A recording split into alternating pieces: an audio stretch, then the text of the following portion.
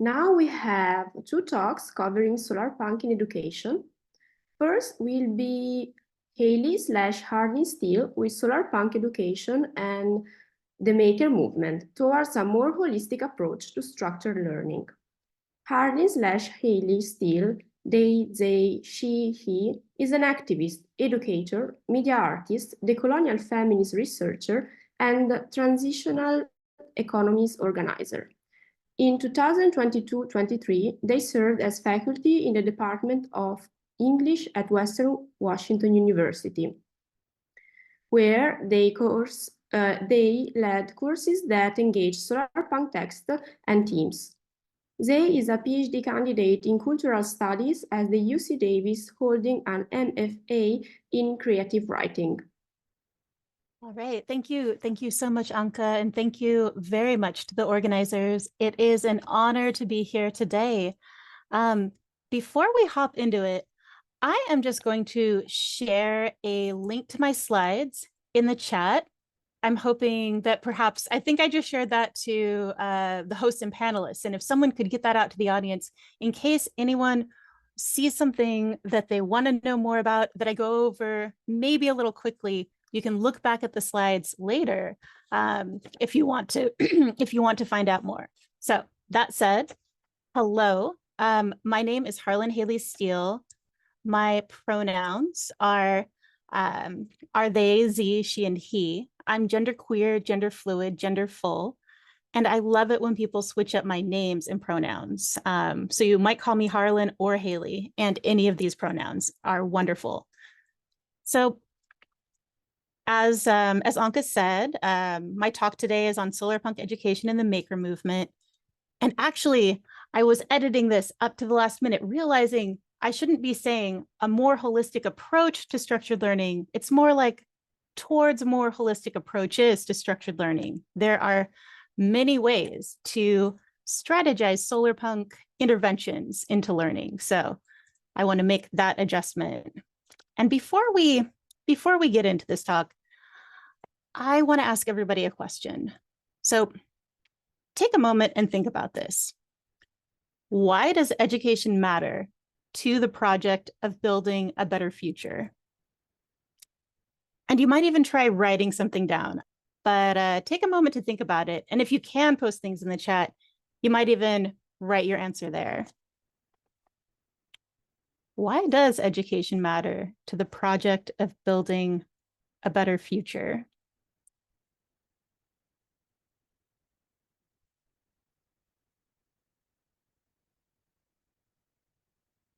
Giving you a little bit of time to write or ponder this question before I tell you my answer to that question.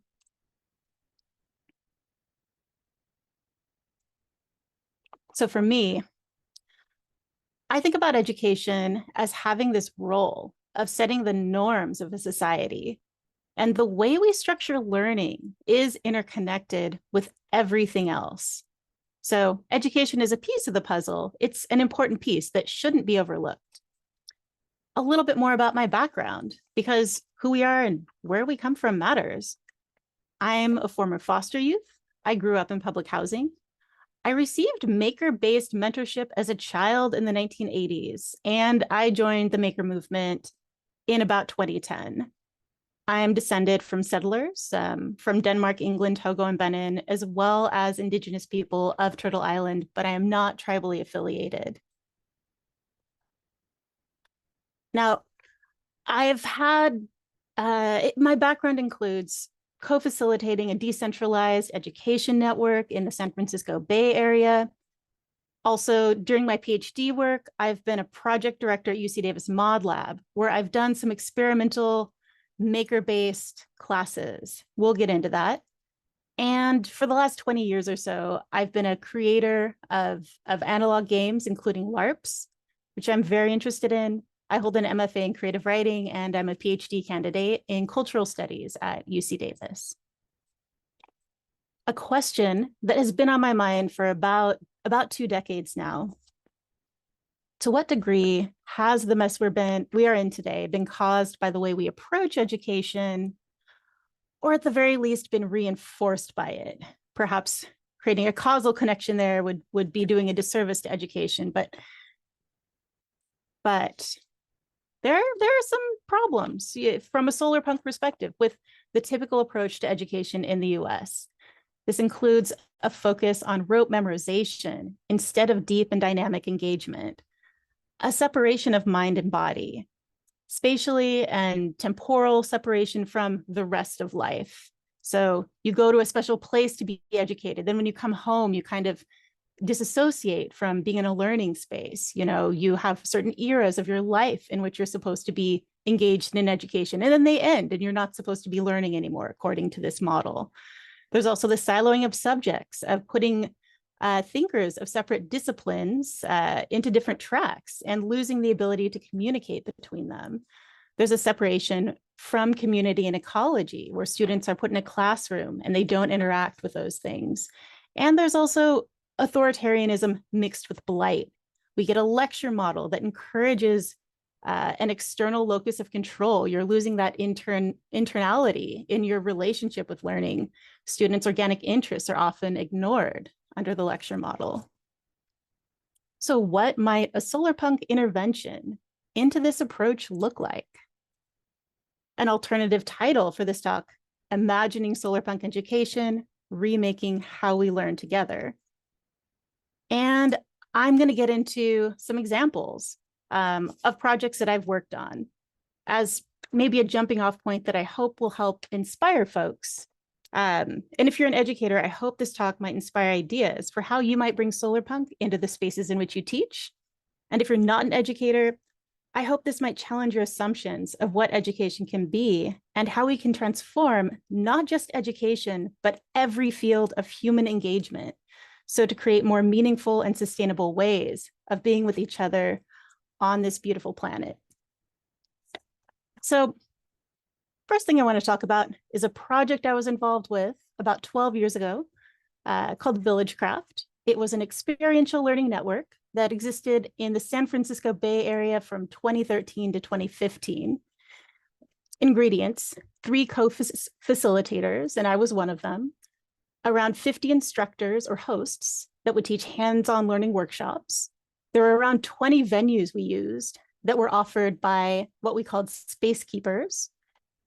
There were events, around 1,500 learners, and also a calendar or website maintained by web developers.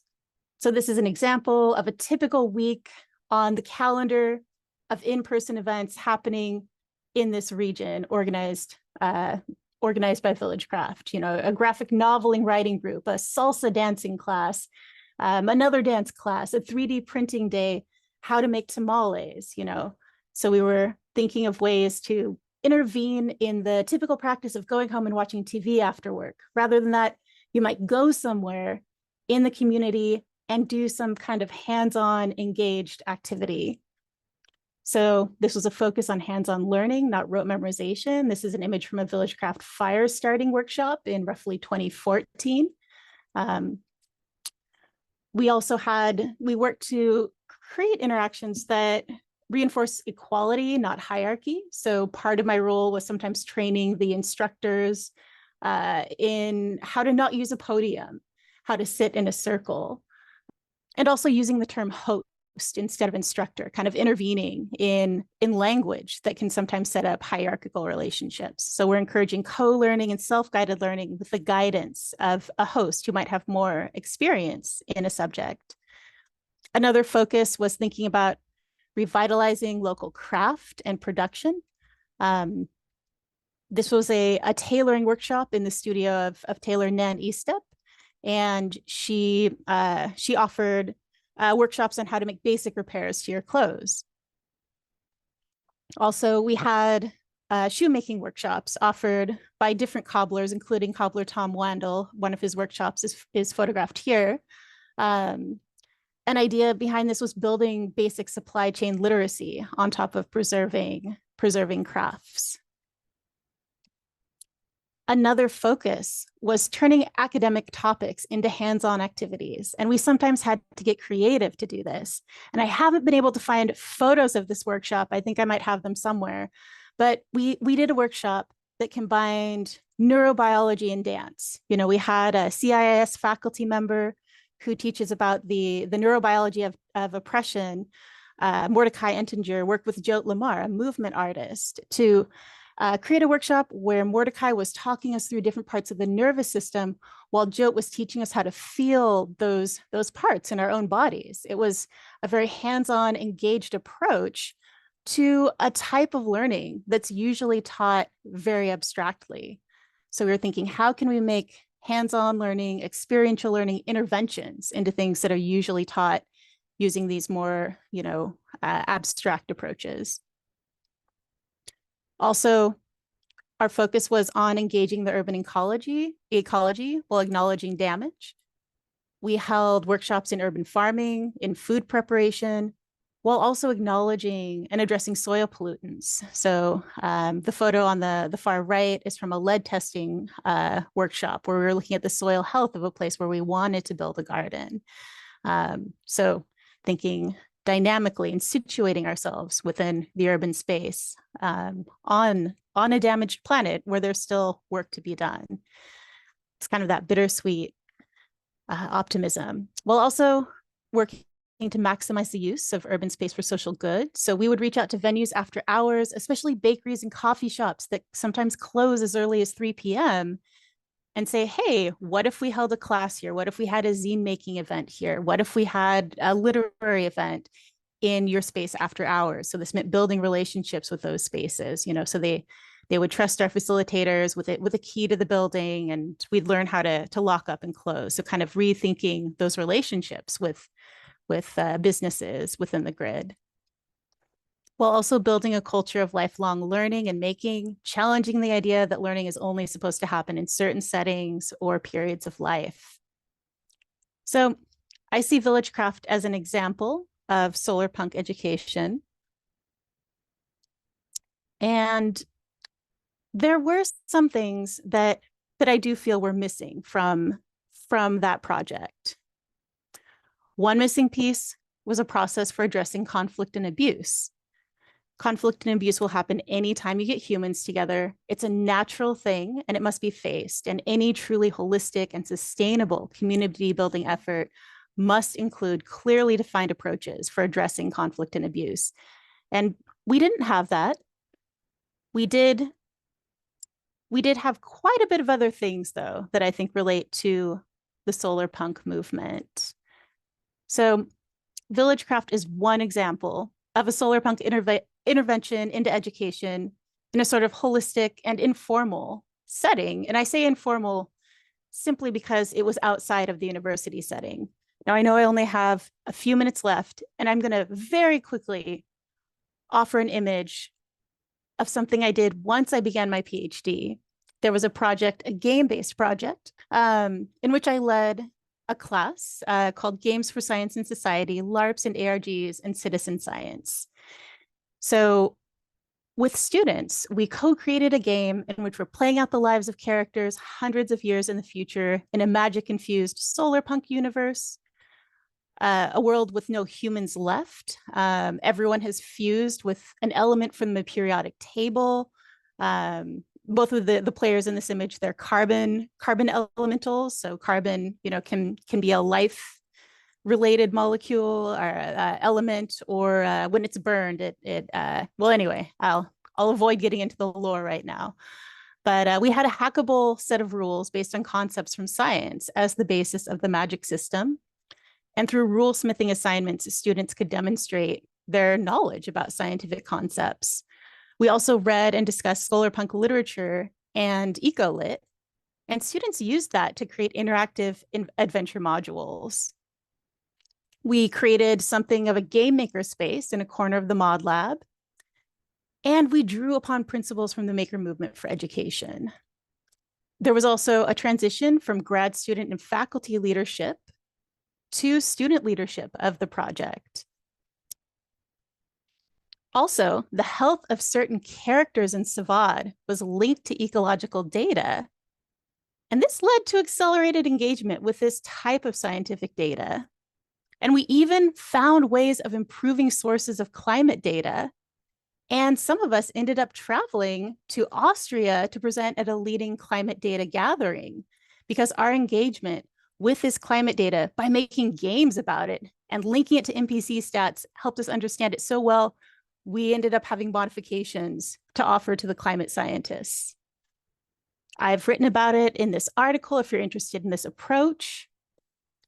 And I see Savad as a type of solarpunk learning. It blends classroom time with makerspace time with outdoor engagement.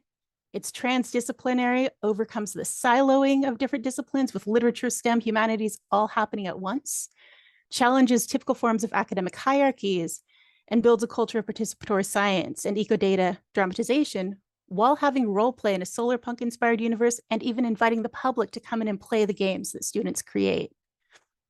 So my general pulling it back together in conclusion, education matters to the project of building a better world.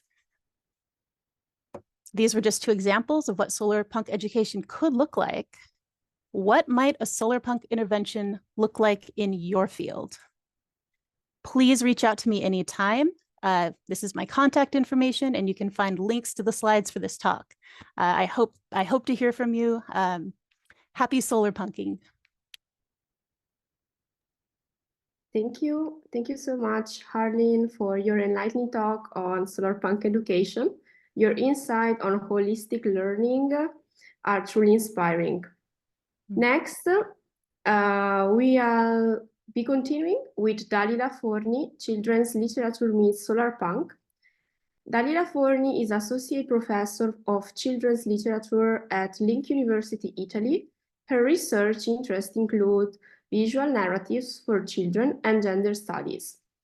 Unfortunately, Dalila was not able to be here in person today, so we will be playing a recording of her talk now. Hello everybody, I'm Dalila Forni from Link University, Rome, and today I would like to share with you some reflections on children's literature meeting solarpunk fiction. This presentation starts from the premise that children's literature serves as a tool for imagination, but it also has a strong educational potential. The stories we read, watch, or listen to in our childhood can shape our perception of the world, can set standards and values, and propose specific models.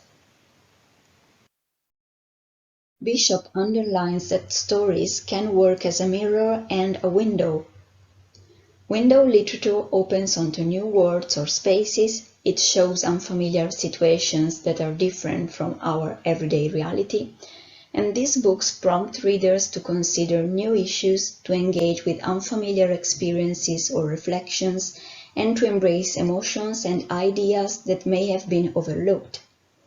In contrast, mirror literature offers readers the opportunity to engage with a narrative that shows their own reality, their own habits and experiences. This enables them to identify with characters who are familiar and relatable, while also providing a space to reflect on their own habits from an objective, new perspective. Solarpunk literature represents a fascinating combination of these two distinct yet interrelated elements, because it shows the comfort of fixed social norms and the discomfort that challenges them. So Solarpunk addresses both the need for rebellion and the desire to connect with both the past and the future, for instance through the use of new sustainable technologies. Solarpunk is particularly suitable for stimulating both the mirror and the window functions, as it allows contact between the personal and the global, between the intimate sphere and the collective experience, for example, human and non-human experiences. So reasoning and imagination are other two opposed elements presented in Solarpunk. Speculative fiction in general allows readers to imagine and reason with possible alternatives about potential future scenarios. Solarpunk fiction provides a constructive framework for shaping our shared global future, integrating reasoning and imagination, and it also encourages new ideas and fosters psychological and emotional well-being. McWilliams' study found that Solarpunk's calming setting, communal society, and green infrastructures have a positive impact in readers' environmental efficacy and specifically community efficacy. In addition, Solarpunk's texts managed to reframe climate action, community roles, and self-care, also with those people that showed climate anxiety. So the message conveyed by Solarpunk is a hymn of hope that should reach the youngest, giving them new approaches to environmental awareness and responsibility from a positive solar perspective. Not a decadent and gloomy future is waiting for us, but rather an eco-sustainable, peaceful, global society that has found its balance between technology and nature, and where humanity is capable of living together in nature and with nature. So children's literature should frame this as a possible future, as something we should work at collectively. The exercise Solarpunk proposes, and this is a highly pedagogical exercise, is to begin to conceptualize a world in which we have succeeded, a future scenario where the problems are totally or partially solved and humans learn to coexist with nature. Solarpunk can play a restorative function and can become a creative and indirectly educational force in the community. Given the indirect educational significance of Solarpunk literature, it is important to consider education as a central theme in Solarpunk, both directly and indirectly. Firstly, in a direct way, by imagining new educational contexts of the future. This could include questions such as how schooling, education, training, and childcare are characterized and constructed in Solarpunk visions. What improvements have been proposed in comparison to the past and to the present? What is changing in the future? What values influence the growth and development of children? What role does the community play in the education of the youngest? But also, as I was saying, indirectly, so by conveying values, models, and ideals so as to prompt reflections that can be developed both in pedagogical contexts, such as reading Solarpunk works in schools, for instance, but also in private spaces, reading Solarpunk texts alone and reflect on these stories with your family, for example. In the following slides, I suggest some titles from the 80s and the 90s that have not been labeled as Solarpunk for obvious reasons, but they share its values and aesthetics and ideals and so on. In the future, it would be interesting, in my opinion, to create more Solarpunk-themed books for children, especially preschool and school children, but also for teenagers, and to offer Solarpunk keys to interpret works that tie into this genre. So even if we cannot find Solarpunk books addressed directly to children, we can interpret other stories in a Solarpunk perspective, also imagining different endings or different characters, working with children to encourage them to create alternative stories with Solarpunk values. As I was saying, I would like to share with you two examples of Solarpunk fiction which was not created and labeled as Solarpunk fiction, but could be interpreted in a Solarpunk perspective. The first one is a very well-known example, international example, Nausicaa of the Valley of the Wind, and here I'm considering the animated film that was created from the original manga of Hayao Miyazaki. And the animated film Nausicaa of the Valley of the Wind is set in a medieval world affected by the toxic jungle. The toxic jungle is a poisonous forest that constantly threatens the areas where humans can live because it is filled with a deadly miasma that chokes all the creatures. The Valley of the Wind is a safe place, it is protected by strong winds, and it is also a peaceful and ecologically friendly community, a sort of a pastoral village that runs on renewable energy, and for instance all the houses are integrated with nature. The villagers eat nutritious seeds and vegetables and do not hunt animals, they just use their carcasses. For example, they use the humus carcasses to build objects. The community embodies harmony, empathy, and responsible conflict management practices and demonstrates a possible connection between our society and the environment. In the Valley of the Wind lives Nausicaa. Nausicaa is a young princess with a determined and peaceful personality. She uses wind power to move, as you can see in the image, and cultivates plants in a secret room in order to discover the reason why the rotten sea or toxic jungle is menacing the environment and mostly human environments. Nausicaa is the only one who understands the cause and effect relationships that led to the spore pandemic and can therefore propose helpful solutions. The story of Nausicaa highlights the impact of humans on nature and conceives humanity as part of the natural environment, but only Nausicaa fully understands this connection. She is a sort of, we could say, solarpunk and also ecofeminist symbol, as she deconstructs social norms both related to gender and to our relationship with nature.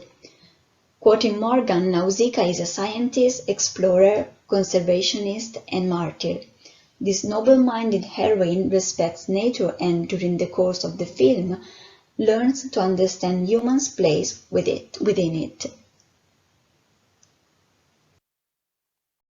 Even if it was not conceived and created as solarpunk fiction, because of course it is a film and a manga from the 80s, Nausicaa of the Valley of the Wind follows many solarpunk aesthetics and values. We can find concepts such as ecoliteracy, because viewers, and mainly young viewers, can learn basic concepts regarding nature, but also it promotes an ecocentric rather than ego or anthropocentric perspective. It is also an ecofeminist film, because here we have a very strong and complex female character moving in a respectful relationship with nature, and it also presents a sustainable utopia, which is very close to solarpunk themes. The second example I would like to give you are two works of an Italian author, Bianca Pizzorno, and the first one is Clorofilla dal cielo blu, Chlorophyll from the blue sky. This title was translated into Spanish, but unfortunately not into English. And this is a short fantasy and ecological novel for children, and the story is set in a metropolis where smog has almost completely destroyed plant life. In this city we find a wide cast of whimsical characters, and the protagonist is a little green alien, an alien child, who accidentally landed on Earth. This newcomer almost faces death from pollution, and Chlorophyll, the protagonist, the alien, finds herself visiting a land that is seen from the outside, and it is populated by a humanity that is destroying the natural environment and itself. So the novel encourages readers to reflect on the theme of pollution and to find, as the character do, active solutions to solve it.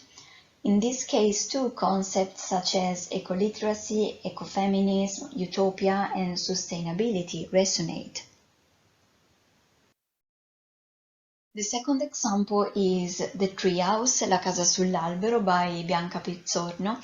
It is a novel again for children, and the main character here is a little girl, Aglaia, and she decides to escape city life together with Bianca, her older friend, They decide to go and live in a treetop, recalling a sort of Cosimo from Calvino's Il Barone Rampante.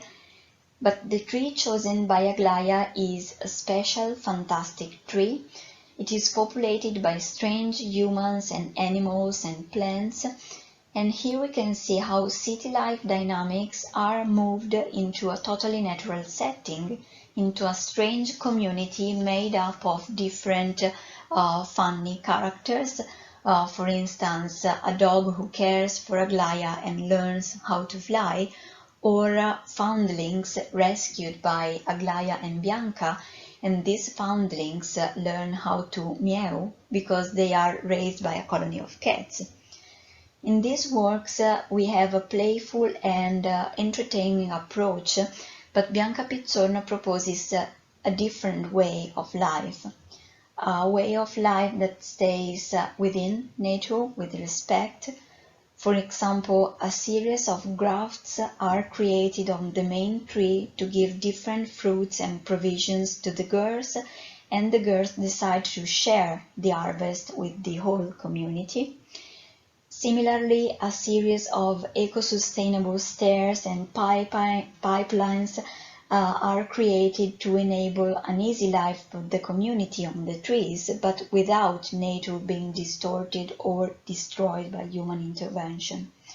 So the novel by Pizzorno invites us to change perspective, to rethink our everyday life in a different approach, which is very close to the Solarpunk, and again we can find concepts, elements like ecoliteracy, sustainability, ecocentrism, utopia, and so on. Even if youth fiction with a strong solarpunk content is not yet widespread, this genre could foster from an early age a constructive approach to the future and could help deconstructing contemporary paradigms. There has been much debate in recent years regarding the urgency of taking action promptly, but both fictional and non-fictional narratives invite us to fear tragic futures and drive us toward fear-based change. However, this approach not only fails to be fully functional, but also lacks the critical tools to effectively deal with the threats presented. This attitude often creates a social paralysis that could be avoided through a positive solarpunk storytelling from a very young age. Here you can find some references, and if you have any title you would like to share, titles for children, teenagers, but also young adults, I would really appreciate to share all our knowledge on the topic, and thank you so much for your attention.